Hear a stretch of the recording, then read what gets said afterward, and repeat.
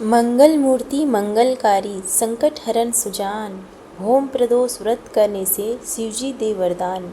हरे कृष्णा हर हर महादेव। भौम प्रदोष व्रत का यह शुभ अवसर मंगल देव की कृपा और भगवान शिव के आशीर्वाद को प्राप्त करने का एक उत्तम साधन है। यह व्रत समस्त ऋण रोग और कष्टों को हरने वाला है। श्रद्धा और भक्ति से की गई भगवान शिव की पूजा न केवल मनोकामना को पूर्ण करती है बल्कि जीवन में शांति, समृद्धि और सुख शक्ति का भी संचार करती है।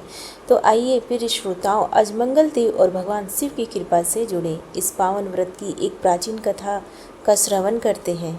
कथा से पहले जानिए इस बार के प्रदोष व्रत और प्रदोष काल के समय के बारे में। इस बार फागुन शुक्ल पक्ष का और मार्च का पहला प्रदोष व्रत रहेगा 11 मार्च दिन मंगलवार को, और यह भौम प्रदोष व्रत होगा 11 मार्च मंगलवार को। प्रदोष काल का समय रहेगा शाम 5:45 से लेकर 7:15 तक। इस समय के अंदर अंदर आप शुभ मुहूर्त में भगवान शिव का पूजन करने के बाद कभी भी अपने व्रत का पालन कर सकते हैं। प्राचीन काल की बात है, अवंती नगर में धर्मनिष्ठ राजा चंद्रसेन राज्य करते थे। वे भगवान शिव के भक्त थे और प्रत्येक प्रदोष व्रत में भगवान शंकर का विधि विधान से पूजन करते थे। लेकिन उनका पुत्र वीरसेन बाल्यावस्था में ही गंभीर रोग से ग्रस्त हो गया और वैद्य और तांत्रिकों ने हर उपाय किए पर कोई लाभ नहीं हुआ। राजमहल में निराशा का वातावरण था। एक दिन महर्षि वशिष्ठ राजमहल में पधारे। राजा ने दुख व्यक्त किया। तब महर्षि ने ध्यान लगाकर बताया, राजन, आपके पुत्र पर मंगल ग्रह का भयंकर प्रकोप है। केवल भौम प्रदोष व्रत और भगवान शिव की पूजा अर्चना से ही यह संकट टल सकता है। राजा चंद्रसेन ने तुरंत भौम प्रदोष व्रत का संकल्प लिया और संध्या समय उन्होंने विधि विधान से भगवान शिव की पूजा की। फिर मंगलवार और त्रयोदशी तिथि का शुभ संयोग आने पर भौम प्रदोष व्रत का अनुष्ठान किया। रात में शिव तांडव स्तोत्र का पाठ भी किया। रात्रि के अंतिम पहर में भगवान शिव ने राजा को स्वप्न दर्शन दिए। भगवान शिव के साथ मंगल देव भी विराजमान थे। भगवान शिव ने कहा, हे राजन, तुमने सच्ची श्रद्धा से व्रत किया है, इसलिए मंगल ग्रह के दोष का प्रभाव समाप्त होता है। अब तुम्हारा पुत्र स्वस्थ होगा। मंगल देव ने भी आशीर्वाद देते हुए राजा से कहा, जो कोई भी भौम प्रदोष व्रत के दिन भगवान शिव की पूजा करेगा वह मेरे कुप्रभाव से मुक्त रहेगा। यह व्रत ऋण रोग और समस्त कष्टों का नाश करने वाला होगा। और फिर राजा के जीवन में चमत्कार हुआ। अगले ही दिन राजकुमार वीरसेन का रोग समाप्त हो गया। उसके चेहरे पर नई ऊर्जा और तेज आ गई। यह देखकर पूरी नगरी में भगवान शिव और मंगल देव की जय जयकार गूंज उठी। तभी से भौम प्रदोष व्रत को विशेष रूप से मंगल दोष निवारण के लिए श्रेष्ठ माना जाने लगा।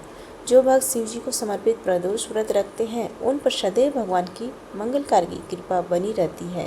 सभी मिलकर प्रेम से बोलिए, मंगल देव की जय, भगवान शिव की जय। अब सुनिए भौम प्रदोष व्रत को समर्पित मुख्य कथा। एक समय की बात है, एक नगर में एक वृद्धा रहा करती थी। उनका एक ही पुत्र था और वृद्ध हनुमान जी की बड़ी सच्ची भक्त थी। हनुमान जी पर उनकी गहरी आस्था थी। हर मंगलवार को नियम पूर्वक व्रत रखकर वह वृद्धा हनुमान जी की आराधना किया करती थी। एक बार हनुमान जी ने अपनी उस वृद्ध महिला भक्त की श्रद्धा का परीक्षण करने के लिए विचार किया। तब हनुमान जी एक साधु का वेश धारण करके वृद्धा के घर पर आए और पुकारने लगे, जो हमारी इच्छा पूर्ण करे। आवाज़ उन वृद्धा के कानों में पड़ी। पुकार सुनकर वृद्धा जल्दी से दौड़ी और साधु महाराज को देखा तो उन्होंने हाथ जोड़कर प्रणाम करके बोली, आज्ञा दीजिए महाराज। हनुमान वेशधारी साधु बोले, मैं भूखा हूँ, भोजन करूँगा, आप थोड़ी जमीन लिए दो। साधु की बात सुनकर वृद्धा दुविधा में पड़ गई, इसलिए हाथ जोड़कर बोली, महाराज, लीपने और मिट्टी खोदने के अलावा आप कोई दूसरा आज्ञा दीजिए, वह आज्ञा मैं अवश्य पूर्ण करूंगी। तब साधु ने 3 बार वृद्धा से प्रतिज्ञा करवाई और प्रतिज्ञा कराने के बाद कहा, जा तू अपने बेटी को बुला, मैं उसकी पीठ पर आग जलाकर भोजन पकाऊं। साधु की बात सुनते वृद्धा तो घबरा गई, परंतु वह प्रतिज्ञा कर चुकी थी, इसलिए वह नियमबद्ध थी। अब उसने अपने पुत्र को बुलाया और साधु महाराज को सौंप दिया। वेशधारी साधु हनुमान जी ने वृद्धा के हाथ से ही उसके पुत्र को पेट के बल लिटा लिया और उसकी पीठ पर आग जलाया। आग जलते देखकर वह वृद्धा बड़े दुखी मन से अपने घर के भीतर चली गई। इधर भोजन बनाकर साधु ने वृद्धा को बुलाकर कहा, आइए माता जी, भोजन बन गया है, अपने पुत्र को भी पुकारो ताकि वह भी आकर भोग लगा ले। साधु महाराज की बात सुनकर दुखी वृद्धा, जो मन ही मन हनुमान जी को याद कर रही थी, वह कहने लगी कि हे साधु महाराज, मेरे पुत्र का नाम लेकर आप मुझे और कष्ट में मत दीजिए। अभी अभी तो आपने मेरे पुत्र की पीठ पर आग लगाकर भोजन बनाया है। लेकिन साधु महाराज नहीं माने और वृद्धा से बार बार अपने पुत्र को आवाज़ लगाने की बात कहते रहे। तब वृद्धा ने साधु महाराज की बात मानकर अपने पुत्र को आवाज़ लगाई। तब देखते ही देखते वृद्धा का वह पुत्र, जो घर के बाहर ही खेल रहा था, माँ की आवाज़ सुनकर दौड़ा दौड़ा अपनी माँ के पास आ गया। अपने पुत्र को जीवित देखकर वृद्धा को बड़ा आश्चर्य हुआ और यह सब चमत्कार देखकर वह साधु महाराज के चरणों में गिर पड़ी। तब हनुमान जी अपने वास्तविक रूप में प्रकट हुए और वृद्धा को भक्ति का आशीर्वाद दिया। बजरंगबली हनुमान जी की कृपा से वृद्धा को उनका पुत्र वापस मिल गया और वृद्धा के जीवन में जो भी दुख थे वह सब बजरंगबली की कृपा से दूर हो गए। प्रेम से बोलिए बजरंगबली हनुमान जी की जय, भोलेनाथ की जय। प्रिय श्रोता, आपको सुनाते हैं नवग्रहों की कथा। ज्योतिष शास्त्र में नवग्रहों को बहुत ही महत्वपूर्ण माना जाता है, क्योंकि इन्हीं ग्रहों की चाल के कारण सभी राशियों के जीवन पर सकारात्मक या नकारात्मक प्रभाव पड़ते हैं। लेकिन कथा सुनाने से पहले आपको नवग्रहों के माता पिता के बारे में भी बताते हैं कि इन सभी नवग्रहों के माता पिता कौन हैं। ज्योतिष विज्ञान में ग्रह और उनकी दशा का विशेष महत्व है। यह सभी नवग्रह किसी न किसी क्षेत्र जैसे शिक्षा, ज्ञान, धन लाभ, हानि, इनका प्रतिनिधित्व करते हैं। सबसे पहले ग्रह की बात करते हैं सूर्य। सूर्यदेव के पिता का नाम कश्यप है और इनकी माता अदिति है। पंच देवताओं में सूर्यदेव का विशेष महत्व है। इनकी 2 पत्नियां हैं जिनका नाम संध्या और छाया है। शनिदेव भगवान सूर्य के पुत्र हैं और यमराज और देवी यमुना भी इनकी संतान है। दूसरे ग्रह हैं चंद्र।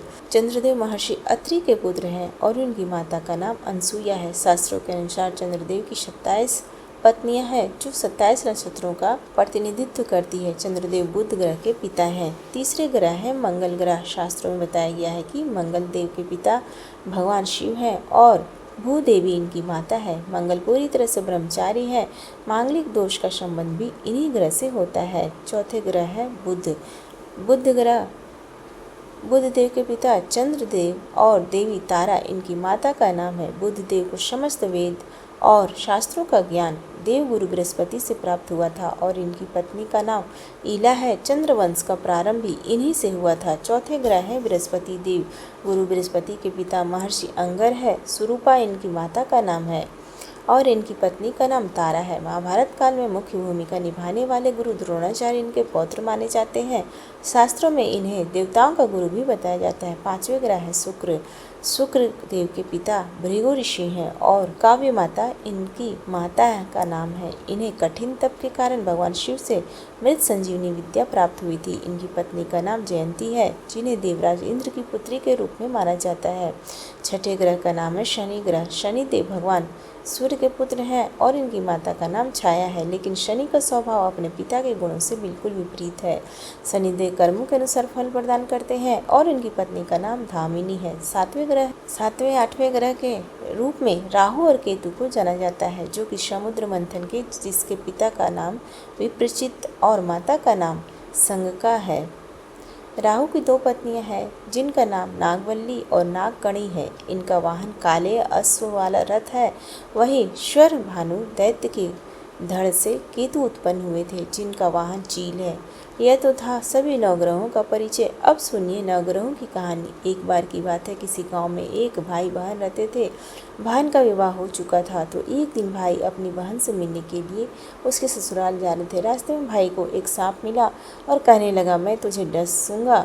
भाई बोला, हे नाग देवता, मैंने ऐसा कौन सा अपराध किया है जो आप मुझे डसोगे? आप मुझे क्यों डसना चाहते हो? तब वह सांप बोला, तुम्हारे 9 ग्रहों की दशा लगी है, इसलिए मैं तुम्हें डस लूँगा। जब सांप किसी भी तरह राजी नहीं हुआ तो वह बोला कि ठीक है, अपनी बहन के घर उससे मिलने जा रहा हूँ, जब मैं वापस आऊँगा तब तुम मुझे डस लेना। क्या पता तुम वापस सांप बोला, क्या पता तुम वापस आओगे कि भी नहीं, मैं तो तुम्हें अभी डसूँगा। तब वह लड़का बोला कि ठीक है, तुम ऐसा करो, मेरे साथ थैले में बैठ जाओ, जब मैं अपनी बहन से मिलकर वापस आऊँगा तब तुम मुझे डस लेना। सांप ने उसकी बात मान ली और थैले में बैठ गया। लड़के ने ऊपर से बेलपत्र ढक दिए ताकि वह किसी को दिखाई ना दे और फिर अपनी बहन के घर पहुँच गया। बहन उस समय 9 ग्रहों की कहानी कह रही थी। उसने भाई को आया हुआ देखकर भाई से कहा कि भाई तुम बैठो, मैं पहले 9 ग्रहों की कहानी कह लूँ, तुम बैठो और मेरी कहानी भी सुनो। बहन ने कहानी कही, भाई ने कहानी सुनी। जीवों की, जानवर की, हाथी की, घोड़े की, कुत्ते की, बिल्ली की, भाई बहन की, घर के धनी की बेटी, जवाई की, देवरानी जेठानी की, सास ससुर की, संग की सहेली की, सब के गिरह शांत हो जाए। घर चले 8 पग, आदमी चले 4 पग, सांप बिच्छू भंवरे सब आग में जले। ऐसे भाई को कहानी सुनाकर बहन खड़ी हो गई और भाई के पास रखे थैली को देखकर भाई से बोली, भाई थैली में क्या लाए हो? इससे पहले कि भाई कुछ कहता, उसने वह थैला उठाया और घर के अंदर ले गई। थैला खोलकर देखा तो बेलपत्र, केले और संतरे बन गए और सांप एक चमचमाता हुआ हार बन गया। जब हार पहनकर वह बाहर आई तो बहन के गले में चमचमाता हार देखकर भाई बोला, बहन इतना कीमती हार तुम कहाँ से लाई हो? बहन बोली, भाई तुम ही तो लेकर आए हो मेरे लिए। थैले में केले और संतरे के साथ हार भी तो था। भाई ने सुना तो हैरान रह गया और बोला, बहन उसमें हार नहीं बल्कि मेरी मृत्यु का सामान था। ऐसा कहकर उसने सारी बात अपनी बहन को बताई और फिर कहने लगी कि बहन, यह तेरे ही 9 ग्रहों की कहानी का प्रभाव है जो वह सांप हार बन गया। अब यह हार तू ही रख ले। कुछ दिनों के बाद बहन के घर रहने के बाद जब भाई वापस चलने लगा तो बहन बोली, भाई तुम्हारे 9 ग्रहों की दशा लगी है, तुम घर जाकर भाभी से कहना कि वह 9 ग्रहों की कहानी कहे। ऐसा कहकर उसने अपने भाई को विदा किया। भाई जब अपने घर पहुंचा और जाकर अपनी पत्नी से बोला कि सुनो, हमारे 9 ग्रहों की दशा लगी है, हम 9 ग्रह की कहानी रोज़ कहा करेंगे और मैं कहूँगा और तुम सुनना, तुम कहोगी तो मैं सुनूंगा। फिर बोला, जाओ एक लोटा जल भर कर लाओ और साथ में चावल और चीनी के दाने भी लेकर आओ। उसकी पत्नी सारी सामग्री लेकर आई। कहानी कही, जीव की, जानवर की, हाथी की, घोड़े की, कुत्ते की, बिल्ली की, देवरानी जेठानी की, सास ससुर की, घर के धनी की, बेटी की, जवाई की, भाई की, बहन की, सब के 9 ग्रह शांत हो जाए। घर चले 8 पग, आदमी चले 4 पग, सांप बिच्छू भंवरे सब आग में जल जाई। सभी 9 ग्रहों को नमस्कार है। जैसे 9 ग्रहों की दशा भाई की उतरी, वैसे ही इस कहानी को कहते और सुनते और हिंकारा भरते सब की उतरे। सब पर 9 ग्रहों की कृपा बनी रहे। कथाएं समाप्त हुई। अब सभी मिलकर भगवान शिव की सच्चे मन से आराधना करेंगे।